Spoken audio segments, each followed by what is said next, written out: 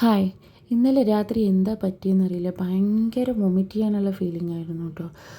ഭയങ്കര ടയേർഡായിരുന്നു. ഉറക്കമേ കിട്ടിയില്ല രാത്രി. രാവിലെ എണീറ്റപ്പോൾ നല്ല ടയേർഡായിരുന്നു.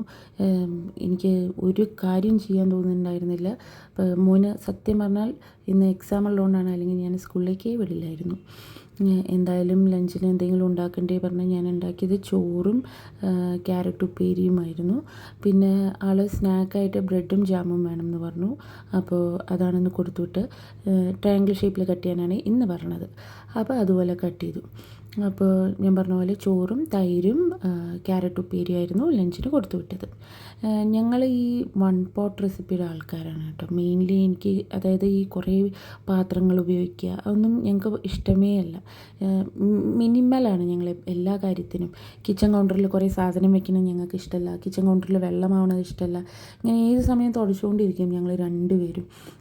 ഈ കുക്കിംഗ് വീഡിയോസൊക്കെ എപ്പോഴും കാണുമ്പോൾ എൻ്റെ ഫസ്റ്റ് ചിന്ത പോകുന്നത് ഇവരൊക്കെ ഈ ഓരോ ഇൻഗ്രീഡിയൻസിനും ഓരോ പാത്രം വെക്കുമ്പോൾ ഇതൊക്കെ ആരാ കഴുകുക, ഇതൊക്കെ എത്ര സ്പേസാണ് കിച്ചൺ കൗണ്ടറിൽ എടുക്കണത്, ഇതൊക്കെയാണ് എൻ്റെ ആദ്യത്തെ ചിന്ത പോവുക. എന്തായാലും ഇവിടുത്തെ മെയിൻ പാത്രം കഴുകുന്ന ആൾ എൻ്റെ ഹസ്ബൻഡാണ്. എന്നാലും ഒരാൾക്ക് എത്ര പാത്രം കഴുകാൻ കൊടുക്കാൻ പറ്റും നമുക്ക്. അപ്പോൾ എന്തായാലും ഇന്നത്തെ ഡിന്നർ വന്നിട്ട് പൊറോട്ടയും എഗ് കറിയാണ് കേട്ടോ ഞാൻ ഉണ്ടാക്കിയത്. ഞാൻ ഇതിൻ്റെ റെസിപ്പി മുമ്പ് ഇട്ടിട്ടുണ്ടായിരുന്നു. നല്ല ടേസ്റ്റ് ഉണ്ടായിരുന്നു. പിന്നെ ഞങ്ങൾ ഐഡിയുടെ പൊറോട്ടയാണ് കേട്ടോ മേടിക്കുക. അപ്പോൾ നൂൽ പൊറോട്ട കണ്ടു ഐഡിയുടെ. അപ്പോൾ അതൊന്ന് ട്രൈ ചെയ്യാമെന്ന് വിചാരിച്ചെന്നാൽ അത് മേടിച്ചു. നല്ല ടേസ്റ്റ് ഉണ്ടായിരുന്നു. നന്നായിട്ട് കിട്ടുകയും ചെയ്തു.